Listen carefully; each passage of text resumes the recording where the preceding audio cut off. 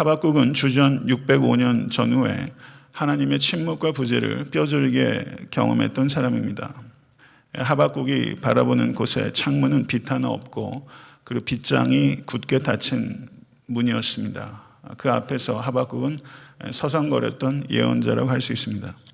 하박국서를 요약하면서 마틴 로이드 존스 목사님께서는 From Fear to Faith라는 책을 썼습니다. 그리고 워렌 위어스비 목사님은 From Worry to Worship 이라는 책을 썼습니다. 그런데 한국에 김기현 목사라는 분이 계신데 그분의 책 중에 하나가 하박국 고통을 노래하다라고 말하면서 이 하박국을 이렇게 요약했습니다. From pain to praise. 저는 이렇게 세 가지 요약 방식, From fear to faith, From worry to worship, From pain to praise. 이런 세 가지 요약들이 다 제 마음에 쏙 들었습니다. 그런데 그 중에서 가장 마음에 든 것은 김기현 목사님의 요약, From pain to praise. 이 제목이었는데요. 그래서 저는 오늘 설교의 제목을 이 제목을 그대로 차용해서 고통에서 찬양으로 From pain to praise라고 수정하게 된 것입니다. 오늘 본 말씀은 하박국서의 제일 앞부분과 제일 마지막 부분입니다. 그래서 오늘 설교의 방식은 하박국이 어떻게 고통, pain에서 praise로 나아갔는지 하박국서 전체를 빠르게 따라가면서 전하고자 합니다. 하박국이 살던 시대는 요시야 왕이 애굽과의 전쟁에서 전사한 후에 남유다의 애굽의 꼭두각시 정권이 세워진 후였습니다.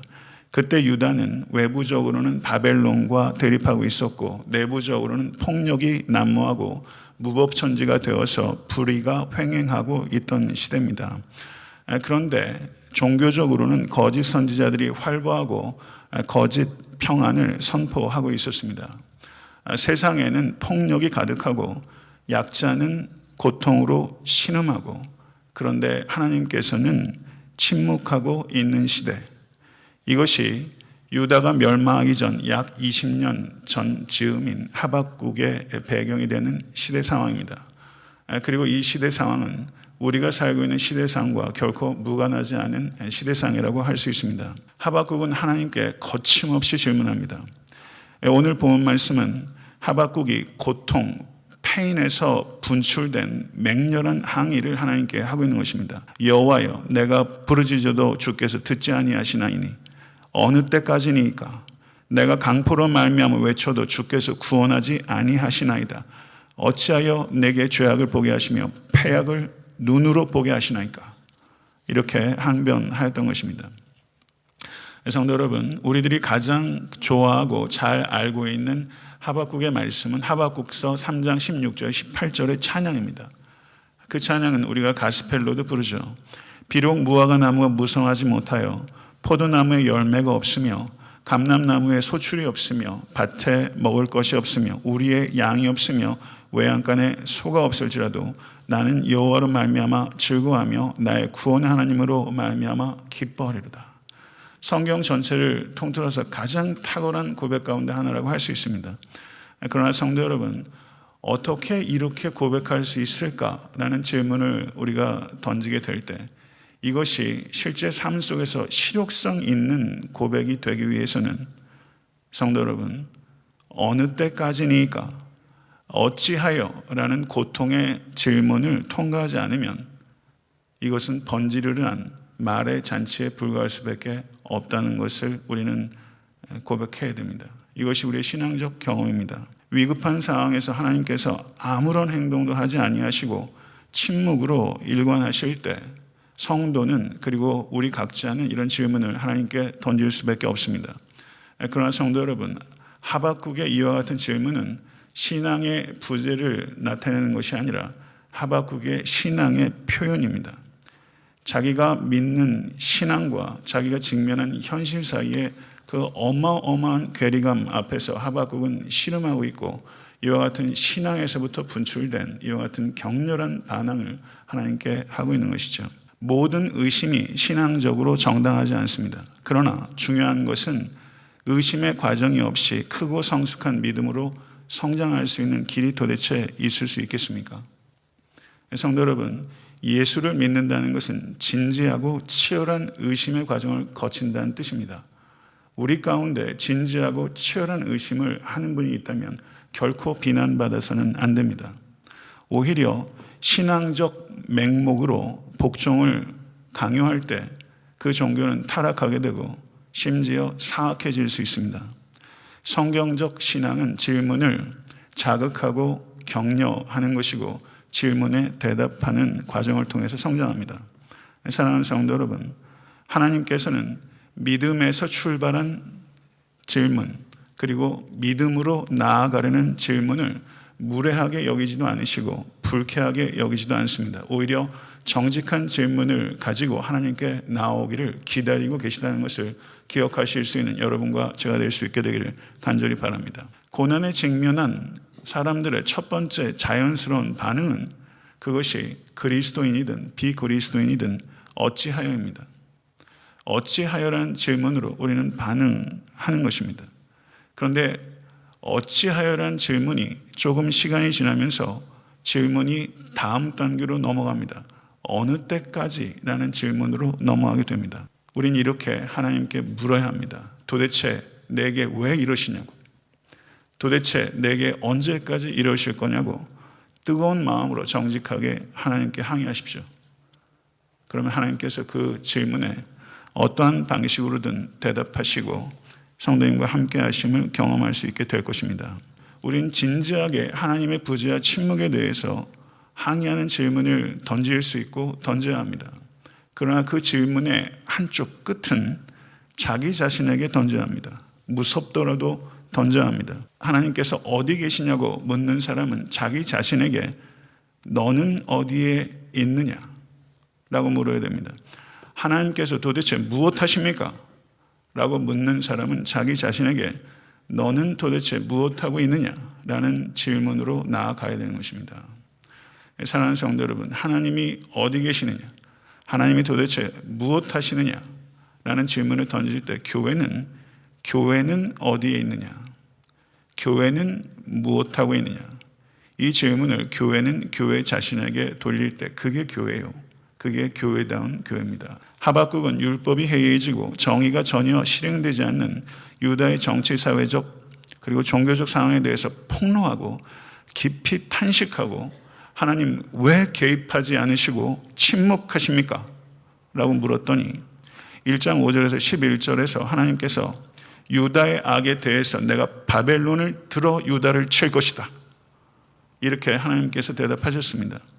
그랬더니 하나님의 대답으로 인해서 하박국은 질문은 해소되기는커녕 질문이 증폭되고 더 혼란 가운데 빠졌습니다. 이것이 우리의 신앙생활의 한 과정일 수 있다는 것을 알아야 됩니다. 하나님의 답변이 오히려 내 질문을 해소하기보다는 오히려 질문이 더 복잡해지고 혼돈이 가중될 수 있습니다. 그래서 하박국은 두 번째 질문을 던졌습니다. 이 두 번째 질문은 4개의 질문 폭탄입니다. 하박국의 질문의 칼끝은 더 매서워지고 그리고 혹독하게 하나님을 몰아칩니다. 주께서는 눈이 정결하심으로 악을 참아 보지 못하시며 패역을 참아 보지 못하시거늘 어찌하여 거짓된 자들을 방관하시며 악인이 자기보다 의로운 사람을 삼키는데도 잠잠하시나이까? 주께서 어찌하여 사람을 바다의 고기 같게 하시며 다스린 자 없는 벌레 같게 하시나이까? 그가 낚시로 모두 낚으며 그물로 잡으며 투망으로 모으고 그리고는 기뻐하고 즐거워하며 그물에 제사하며 투망 앞에 분향하오니 이는 그것을 힘입어 소득이 풍부하고 먹을 것이 풍성하기 때문이다. 그가 그물을 떨고는 계속하여 여러 나라를 무자비하게 멸망시키는 것이 옳으니까. 이렇게 하나님의 정당성에 대해서 하박국은 하나님을 몰아치며 항의하고 있습니다. 이 질문의 요지는 그런 것입니다. 우리가 나쁜 것 다 압니다. 그러나 바벨론은 더 나쁘지 않습니까? 어떻게 바벨론이란 더 큰 악을 통해서 우리를 징벌하실 수 있습니까? 하나님 이것이 옳습니까? 2차례에 걸쳐서 6개의 항의성 질문들을 하박국이 쏟아놓고서 하박국이 할 수 있는 것은 한 가지밖에 없어요. 이젠 다 토해냈어요. 그랬더니 2장 1절에 하박국이 뭐라고 말하냐면요. 내가 내 파수하는 곳에 서며 성루에 서리라. 그가 내게 무엇이라 말씀하시는지 기다리고 바라보며 나의 질문에 대하여 어떻게 대답하실런지 보리라. 이렇게 말했어요. 이런 태도가 필요합니다. 기다리고 보십시오. 그리고 하나님께서 어떻게 대답하신지 기다리십시오. 그럼 하나님께서 반드시 응답하실 것입니다. 성루에서 기다리는 하박국에게 하나님의 묵시가 임했습니다. 묵시는 정한 때가 있나니 그 종말이 속히 이르겠고 결코 거짓되지 아니하리라. 비록 더딜지라도 기다리라. 지체되지 않고 반드시 응하리라. 이 말뜻은 바벨론은 심판될 것이며 그 심판이 정한 때가 있을 것이다. 정한 때는 오직 하나님이 옳다고 생각하는 때이다. 나는 서두르지도 않고 늦지도 않을 것이다. 하나님께서 이렇게 말씀하신 거예요. 하나님께서는 하나님의 때에 하나님의 방법으로 하나님의 사람을 통해서 하나님의 일을 하십니다. 이 사실을 믿으십니까? 정말 믿으십니까? 만약에 의심하고 계시다면 믿으십시오. 그리고 이 사실을 진심으로 믿는 사람은 조급해하지 않습니다. 성도 여러분, 마귀가 우리를 혼돈케 하는 마귀의 가장 큰 그 방법 중에 하나가 조급함을 통해서 성도를 흔듭니다. 여러분들이 마음이 조급한 것은요, 사탄이 그것을 통해서 여러분들을 흔들고 있다는 것을 깨달으셔야 돼요. 그래야 이 조급함을 대하는 방식들이 바뀌게 됩니다. 사랑하는 성도 여러분, 하나님의 약속은 비록 더디게 느껴질지라도 반드시 이루어집니다. 성도는 이것을 믿습니다. 그래서 성도는 기다릴 줄 압니다. 이 기다림은 그냥 버스 정류장에서 버스 기다리듯이 감나무 밑에서 감 떨어지는 것처럼 기다리는 것처럼 수동적으로 아무것도 하지 않고 맥없이 기다리는 그런 기다림의 종류가 아닙니다. 성도의 기다림은 달려가는 기다림입니다. 일하는 기다림입니다. 능동적인 기다림입니다. 오늘 본문의 말씀을 문맥을 보게 되면 하나님의 묵시를 듣고서 그 묵시를 증거하기 위해서 달려가는 기다림입니다. 사랑하는 성도 여러분, 하나님의 답변의 요점은 바벨론이 표상하는 것, 바벨론이 표상하는 것은 이방 민족을 표상하는 것이 아니라 악을 표상하는 것이고 악은 반드시 심판받게 될 것이라는 것입니다. 그리고 불의로 가득한 시대에 하나님의 백성들이 결코 불의에 굴복하거나 타협하지 말고 하나님과 그리고 이웃과 올바른 관계를 맺으며 신실한 삶을 살아가는 것이 하나님의 묵시의 핵심입니다. 고난은 반드시 지나간다. 하나님의 백성은 반드시 이긴다. 이것이 하나님께서 하박국에 주었던 묵시의 핵심이고 이것이 믿는 바 성도들의 희망의 핵심입니다. 그러나 사랑하는 성도 여러분, 하나님께서 약속하신 승리는 빨리 오지 않을 때가 많습니다. 기다려야 된다는 것을 기억하실 수 있게 되기를 간절히 바랍니다. 하나님께서는 바벨론이라는 구부러진 막대기를 통해서라도 하나님의 역사를 이루실 수 있는 주권의 하나님이심을 하박국은 깨닫고 그 하나님 앞에 잠잠히 앉았습니다. 하나님 앞에 잠잠히 앉으십시오. 이해되지 않아도, 좋지 않아도, 받아들이기 싫어도 하나님께서는 상상할 수 없는 방식으로 심지어 구부러진 막대기 같은 바벨론을 통해서도 결국에는 승리와 선한 결과를 가져오실 수 있는 사랑과 능력과 공의와 지혜의 하나님이라신 것을 믿고 경험하실 수 있게 되길 우리 주 예수 그리스도로 간절히 축원합니다. 고난 가운데 있는 성도에게 하나님의 뜻입니다. 이렇게 말하면 그 성도가 어떻게 받아들이겠습니까? 그게 쉽겠습니까? 무례하게 혹시 받아들이진 않겠습니까? 혹은 고난 가운데 있는 성도에게 성도님의 고난은 하나님의 뜻과는 무관합니다. 그럼 그렇게 말해야 됩니까? 고난 가운데 있는 성도에게 하나님의 뜻입니다 라고 말하는 것도 듣는 것도 어렵고, 그러면 거꾸로 하나님의 뜻과는 무관합니다. 여기는 하나님의 뜻이 없습니다. 이렇게 말하는 것이 옳으며, 그러면 그것을 듣는 사람은 위로를 얻겠습니까? 쉽지 않아요. 제랄드 시처라는 목회자를 아실 것입니다. 하나님 앞에서 울다라는 책으로 알려진 목회자인데요. 그분이 이런 말을 했어요. 경청하십시오. 고난은 하나님의 뜻이 아니지만 동시에 하나님의 뜻이다.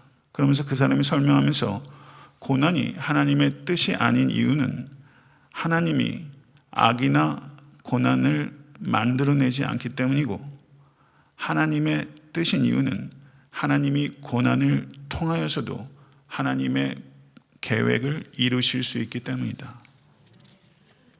이건 정확하게 짚은 거예요. 성도 여러분, 고난 자체는 선이 아닙니다. 그러나 고난은 선이 될 수 있습니다. 그렇기 때문에 고난 가운데 있는 사람에게 고난은 선입니다 라고 말하면 안 돼요. 그러나 고난이 선이 될 수 있어요. 기독교 심리학자 중에서 폴 트루니에라는 분, 아마 아신 분들 많이 계실 건데요. 폴 트루니에가 뭐라고 말하냐면, 고난 자체는 창조적인 것이 아니지만 고난 없이 창조적인 사람이 되는 것은 불가능하다. 이건 곱씹고 곱씹어 봐야 되는 말이에요. 고난이 선이 될 수 있는 전제 조건이 하나 있는데, 그거는 고난에 창조적으로 반응할 때 고난이 선이 될 수 있습니다. 그리고 고난이 선이 될 수 있기 위해서는 그 사람 혼자에게 맡길 것이 아니라 고난이 선이 될 수 있도록 돕는 창조적인 공동체가 필요한 것입니다. 애타한테 섬기는 교회는 그런 공동체가 되어야 됩니다. 고난 가운데 있는 성도들이 혼자 씨름하도록 두지 않고 가치 있는 공동체를 만들어줌으로 말미암아 고난이 창조적으로 반응할 수 있도록, 그리고 그것이 선이 될 수 있도록 하는 그런 공동체, 그게 교회입니다. 하박국은 절망의 나락에서 출발해서 기다림의 성루와 침묵의 성전을 지나 찬양의 정상에 우뚝 섰습니다. 이것이 하박국이 지나온 로케이션이에요. 절망의 나락과 기다림의 성루와 침묵의 성전과 찬양의 정상에 섰어요.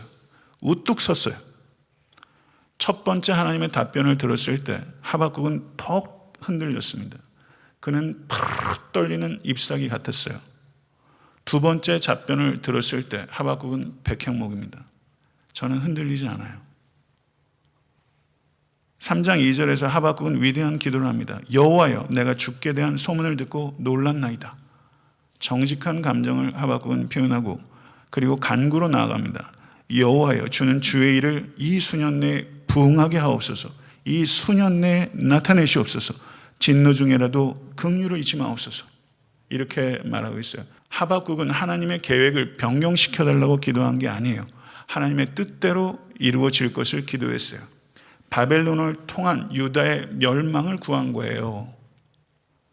그렇지만 그 진노 중에 긍휼이 되어 주실 것을 하나님께 구하고 있어요. 이건 깊은 기도입니다. 사람이 분노하고 사람의 긍휼을 나타내는 것은 결합되기가 참 어렵습니다. 그러나 하나님의 진노와 긍휼은 결합되어 있어요. 아무 모순이 없어요. 하나님의 성품 가운데서는 하나님의 진노와 하나님의 긍휼이 아무 모순이 없어요. 하나님의 진노는 하나님의 긍휼에서부터 나오는 것이고, 하나님의 진노는 하나님의 긍휼을 향해서 나아가는 것입니다. 예수 그리스도의 십자가가 바로 하나님의 진노와 긍휼의 결합의 극치예요. 진노와 긍휼을 결합시키는 것은 항상 고통스러워요. 진노와 긍휼을 결합시키기 위해서는 두 가지가 필요한데, 첫째는 지혜요, 하나는 두 번째는 자기 희생입니다. 이것이 없이는 절대 진노와 긍휼이 결합되지 않아요. 사랑하는 성도 여러분, 아프십니까?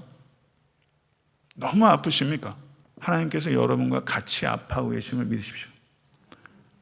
더 아파하신다는 걸 믿으십시오. 더 아파하십니다. 하나님께서 보실 때요, 하나님의 자녀들이 범죄하는 게 하나님께 아픔이 되고, 범죄하는 자녀들을 때릴 수밖에 없는 게 하나님께 또 아픔이 돼요. 눈에 넣어도 안 아플 자식 때문에 부모가 아프지 않습니까? 하나님께서 같이 아파하시고 더 아파하세요. 사랑하는 성도 여러분, 고통 중에 계십니까? 하나님 도대체 어디 계십니까? 보이지 않습니다. 하나님 보셨어요. 왜 안 보입니까? 왜 이렇게 도움을 주는데 인색합니까? C.S. 루이스가 얘기했던 것처럼 누가 그러더라고요. 떠날 수도 없고 하나님을 떠나선 도저히 살 수 없는데, 하나님은 너무 보이지 않고, 너무 말해주지 않고,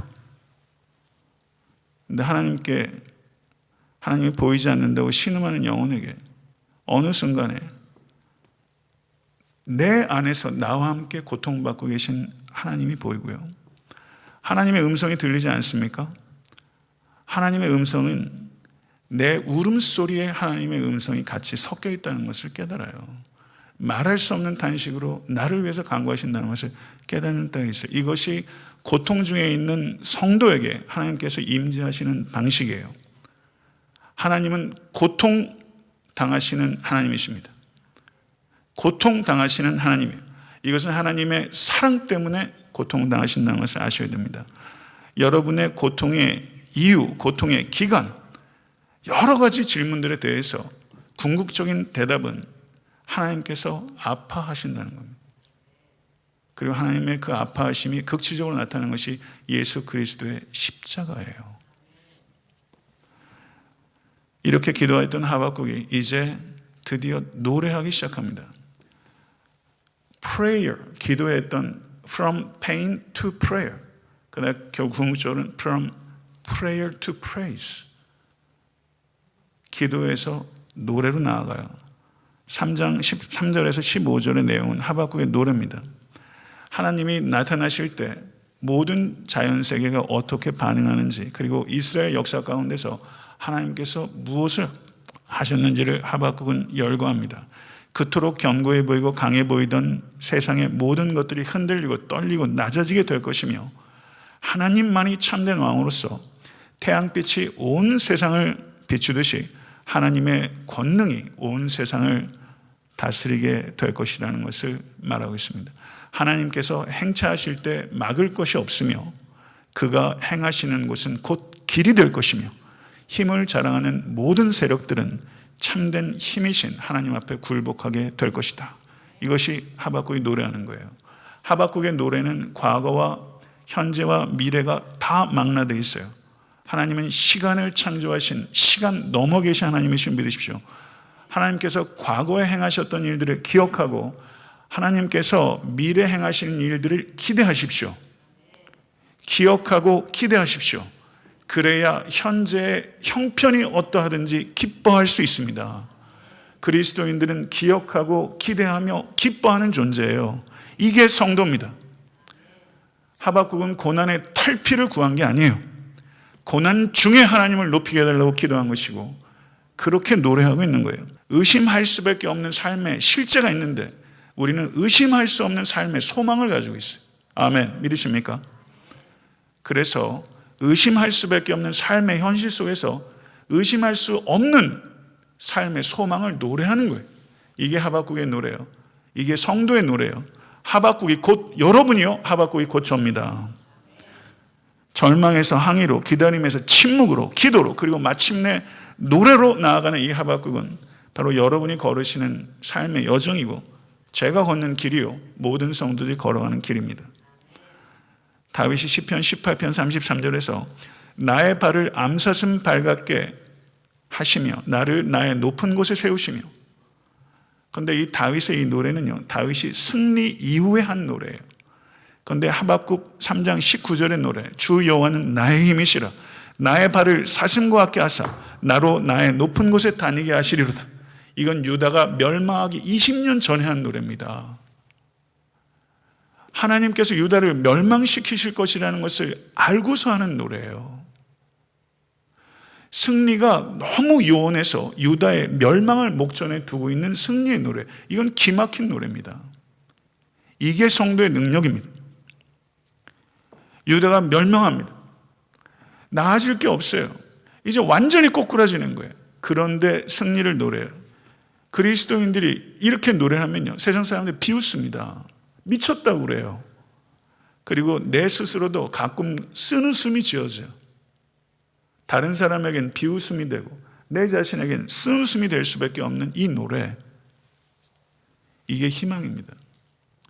희망의 본질은요, 도무지 희망을 가질 수 없는 상황 속에서 희망을 갖는다는 게 희망의 신비고 희망의 본질이고 희망의 신앙입니다. 이 신비한 희망을 가지십시오. 반드시 이깁니다. 빅터 프랭클이라는 심리학자 잘 아실 겁니다. 죽음의 수용소라는 명조를 기록했는데요. 저가 아이슈비츠에서 수많은 가족들이 다 죽었는데 아이슈비츠에서 이 빅터 프랭클이 천신만고 끝에 살아남았어요. 그리고 그의 경험을 기록한 것이 죽음의 수용소입니다. 이 책을 제가 자주 인용하는데 거기 기가 막힌 대목이 하나 있어요. 이런 내용입니다. 잘 들어보세요. 힘든 하루의 노역을 마치고 죽을 것 같이 피곤한 몸으로 막사로 되돌아오는 길에 일몰을 보게 되었다. 붉은 노을이 타오르는 하늘과 잿빛의 초라운 막사가 날카로운 대조를 이루고 있었다. 누군가 나직히 말했다. 세상이 이렇게 아름다울 수도 있다니. 죽음의 수용소에서 세상의 아름다움을 봤던 사람이 있어요. 붉은 노을보다 더 아름다운 사람입니다. 이번에 제가 이스라엘 가서 아이슈비츠에 희생당한 사람들의 유품과 모든 상황들을 보면서 이게 오버랩이 되는 거예요. 그 자리에 있던 사람, 거기서 나온 사람의 고백도 아니고 그 자리에 있던 사람이 세상이 이렇게 아름다울 수 있다니. 성도 여러분, 여러분의 삶의 과정에서, 삶 속에서 고통 한가운데서 이렇게 이야기할 수 있으면 좋겠습니다. 하박국은 이렇게 말하는 거예요. 하박국은 아름다운 사람이에요. 누가 아름답습니까? 고통 너머를 보는 사람이 아름답고 고통에 창조적으로 반응하는 사람이 아름다운 사람. 사람은 이렇게 고상해질 수 있어요. 고난에 가장 창조적으로 응답하신 분이 누군지 아십니까? 우리 주 예수 그리스도입니다. 우리 주 예수 그리스도께서 고난에 창조적으로 반응하는 최고치가 무엇인지를 보여주신 분이 우리 주 예수 그리스도예요. 그리스도는 아름답습니다. 이해할 수 없는 고난 가운데 계십니까? 지속되는 고난 가운데 계십니까? 왜 안 그러시겠습니까? 그러면 그 위에 고난의 십자가를 새겨 넣으십시오. 신비의 십자가를 세워 넣으십시오. 그러는 순간 고난에 창조적으로 반응할 수 있게 되는 거예요. 십자가의 그리스도는 성도 한 사람 한 사람을 가장 높은 산등성 위에 힘들지 않고 뛰어다니는 사슴처럼 우리를 세웁니다. 믿으십니까? 산등성 위에 숨 가빠하지 않고 그 정상을 유려하게 뛰어다니는 사슴처럼 우리 각자를 세우시는 것은 오직 우리 주 예수 그리스도의 십자가예요. 하박국은 노래할 수 없는 고통에서 시작했지만 노래하지 않을 수 없는 기쁨으로 끝맺어져요. 우리의 인생이 딱 그러합니다. 노래할 수 없는 고통에서 시작해서 하지 않을 수 없는 기쁨으로 맺어지는 거예요. 이게 우리의 이전과 이후입니다. 사랑하는 성도 여러분, 고통에서 노래로 나아가십시오. 기도하겠습니다.